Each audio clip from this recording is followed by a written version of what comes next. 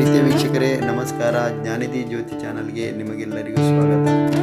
ನಮ್ಮ ಧರ್ಮಸ್ಥಳ, ನಮ್ಮ ನಂಬಿಕೆ, ನಮ್ಮ ಸಂಸ್ಕೃತಿ ವಿಡಿಯೋ ಇಷ್ಟವಾದರೆ ಒಂದು ಲೈಕ್ ಮಾಡಿ, ಸಾಧ್ಯವಾದಷ್ಟು ಶೇರ್ ಮಾಡಿ ಮತ್ತು ಮರೆಯದೆ ಸಬ್ಸ್ಕ್ರೈಬ್ ಮಾಡುವ ಮೂಲಕ ಚಾನಲನ್ನು ಪ್ರೋತ್ಸಾಹಿಸಿ.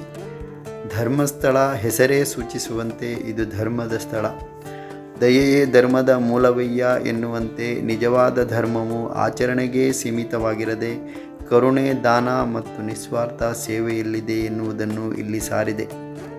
ಇದು ಕೇವಲ ದೇವಾಲಯವಾಗಿರದೆ ನಂಬಿಕೆ ಮತ್ತು ಸಾಮರಸ್ಯದ ಕಳಶವಾಗಿ ಸಾಮರಸ್ಯದ ಸೊಬಗನ್ನು ಎತ್ತಿ ಹಿಡಿದಿದೆ.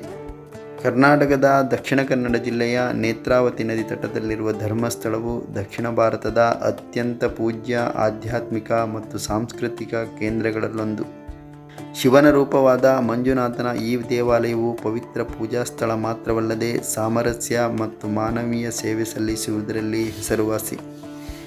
ಈ ದೇವಾಲಯಕ್ಕೆ 800 ವರ್ಷಗಳ ಇತಿಹಾಸವಿದೆ. ಸುಂದರವಾದ ಮರದ ರಚನೆಗಳು, ಪ್ರಶಾಂತ ವಾತಾವರಣ ಇಲ್ಲಿನ ಸೊಬಗು.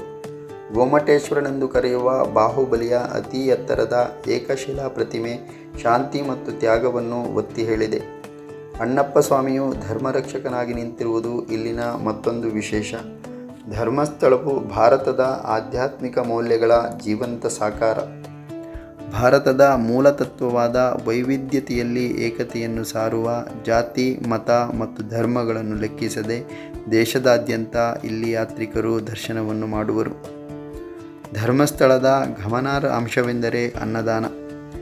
ದೇವಾಲಯಕ್ಕೆ ಬರುವ ಪ್ರತಿಯೊಬ್ಬ ಭಕ್ತನಿಗೂ ಅವನ ಹಿನ್ನೆಲೆಯನ್ನು ಲೆಕ್ಕಿಸದೆ ರುಚಿ, ಶುಚಿ ಮತ್ತು ಆರೋಗ್ಯಕರ ಆಹಾರವನ್ನು ನೀಡುವ ಧರ್ಮ ಕಾರ್ಯವು ಅಪಾರ ಮನ್ನಣೆಯನ್ನು ಪಡೆದಿದೆ.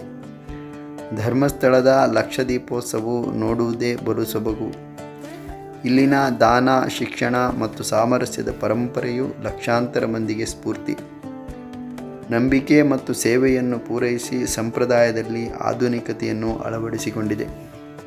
ಧರ್ಮವು ಸಮಾಜವನ್ನು ಹೇಗೆ ಒಗ್ಗೂಡಿಸಿ ಉನ್ನತೀಕರಿಸುವುದೆಂಬುದಕ್ಕೆ ಧರ್ಮಸ್ಥಳವು ಒಂದು ಅತ್ಯುತ್ತಮ ಉದಾಹರಣೆ. ಧರ್ಮಸ್ಥಳದ ಶಿಕ್ಷಣ ಸಂಸ್ಥೆಗಳು, ಆಸ್ಪತ್ರೆಗಳು, ಸಾಂಸ್ಕೃತಿಕ ಕೇಂದ್ರಗಳು ಗ್ರಾಮೀಣ ಅಭಿವೃದ್ಧಿಯಲ್ಲಿ ಎತ್ತಿದ ಕೈ. ಇದಲ್ಲದೆ ದೇವಾಲಯದ ಆಡಳಿತವು ಗ್ರಾಮೀಣ ಸಬಲೀಕರಣ, ಸ್ವಉದ್ಯೋಗ, ವಸತಿ, ಆರೋಗ್ಯದ ಹಿತಕ್ಕಾಗಿ ಹಲವಾರು ಕಾರ್ಯಕ್ರಮಗಳನ್ನು ಕೈಗೊಳ್ಳುತ್ತಾ ಬಂದಿದೆ.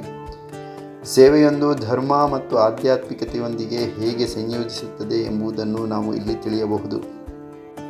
ರತನ್ ಟಾಟಾರವರು ಹೇಳಿರುವ ಒಳ್ಳೆಯ ಮಾತನ್ನು ಇಲ್ಲಿ ನೆನಪಿಸಿಕೊಳ್ಳಬೇಕು. ವ್ಯಕ್ತಿಯು ತನ್ನ ಮೂಲವನ್ನು ಎಂದಿಗೂ ಮರೆಯಬಾರದು. ಯಾವ ಮೂಲದಿಂದ ಬಂದಿರುವನೋ ಆ ಮೂಲದ ಬಗ್ಗೆ ಗರ್ವ ಮತ್ತು ಗೌರವವನ್ನು ಸದಾ ಹೊಂದಿರಬೇಕು. ನಮ್ಮ ಹಿರಿಯರು ಹಾಕಿಕೊಟ್ಟ ಧರ್ಮ, ಸಂಸ್ಕೃತಿ, ನಂಬಿಕೆಗಳನ್ನು ಅನುಮಾನ ದೃಷ್ಟಿಯಿಂದ ನೋಡುವುದು ಇದು ಧರ್ಮಕ್ಕೆ ಮಾಡಿದ ದ್ರೋಹವಾದೀತು ಎನ್ನುವುದು ನೆನಪಿರಲಿ. ಎಲ್ಲೋ ಬೆರಳೆಣಿಕೆಯಷ್ಟು ಮಂದಿಯ ಹಣ, ಹುದ್ದೆ, ಅಧಿಕಾರದ ದುರಾಸೆಗೆ ಧರ್ಮ, ಸಂಸ್ಕೃತಿ, ನಂಬಿಕೆಗಳನ್ನು ಅಭಿವ್ಯಕ್ತಿ ಸ್ವಾತಂತ್ರ್ಯದ ಹೆಸರಿನಲ್ಲಿ ಅವಹೇಳನೆ ಮಾಡುವ ಧರ್ಮದ್ರೋಹಿಗಳ ಮಾತಿಗೆ ಮರುಳಾಗುವ ಮುನ್ನ ಒಮ್ಮೆ ಯೋಚಿಸಿ ಅದರ ಹಿಂದಿನ ಷಡ್ಯಂತ್ರವನ್ನು ತಿಳಿದುಕೊಳ್ಳಿ. ಶ್ರೀಕೃಷ್ಣನು ಹೇಳುತ್ತಾನೆ, ನಾನು ನಿನ್ನ ಸುತ್ತಲೂ ಇದ್ದೇನೆ, ಮೊದಲು ನೀನು ನನ್ನಲ್ಲಿ ವಿಶ್ವಾಸವಿಡು, ನಾನು ಮತ್ತಾರೂ ಅಲ್ಲ, ನಿನ್ನ ವಿಶ್ವಾಸ. ಕಲ್ಲನ್ನು ದೇವರೆಂದು ನಂಬಿ ಕಲ್ಲಿನಲ್ಲಿ ದೇವರನ್ನು ಪೂಜಿಸಿ ಕಲ್ಲಿನಲ್ಲೇ ದೇವರನ್ನು ಕಾಣುವ ಹಲವು ಮಂದಿಯಾದರೆ ಕಲ್ಲನ್ನು ಕೇವಲ ಕಲ್ಲು ಎಂದು ತಿಳಿದವರಿಗೆ ಅದು ಕೇವಲ ಕಲ್ಲು. ಅಷ್ಟಕ್ಕೂ ಕಣಕಣದಲ್ಲೂ ದೇವರನ್ನು ಕಾಣುವ ಧರ್ಮ ಹಿಂದೂ ಧರ್ಮ. ಹಾಗಾಗಿ ಪ್ರಕೃತಿ ಮಾತೆಯನ್ನು ಸ್ಮರಿಸಿ ಪೂಜಿಸುವುದು ಹಿಂದೂ ಧರ್ಮದ ಮತ್ತೊಂದು ವಿಶೇಷ. ಸಮಾಜದ ಹಿತದೃಷ್ಟಿಯಿಂದ ನಮ್ಮ ಒಂದು ಕಿರುದೃಷ್ಟಿಯ ಸಣ್ಣ ಪ್ರಯತ್ನ. ಸಾಧ್ಯವಾದಷ್ಟು ಶೇರ್ ಮಾಡಿ ಮತ್ತು ಮರೆಯದೆ ಸಬ್ಸ್ಕ್ರೈಬ್ ಮಾಡುವ ಮೂಲಕ ಚಾನಲನ್ನು ಪ್ರೋತ್ಸಾಹಿಸಿ. ವಿಡಿಯೋ ಇಷ್ಟವಾದರೆ